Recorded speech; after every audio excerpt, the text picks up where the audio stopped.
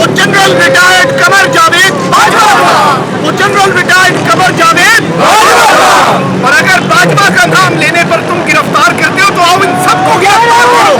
लाठी गोली की सरकार नहीं चलेगी, नहीं चलेगी। लाठी गोली की सरकार नहीं चलेगी, नहीं चलेगी। लाठी गोली की सरकार नहीं चलेगी, नहीं चलेगी। लाठी गोली की सरकार नहीं चलेगी, नहीं चलेगी। वो एक शेर है और वो बाजवा साहब के दौर में भी मैं बाजवा साहब को समझाया करता था अपने वीलॉग्स में कि हाकिमे शहर सजा सोच के चुप बैठा है।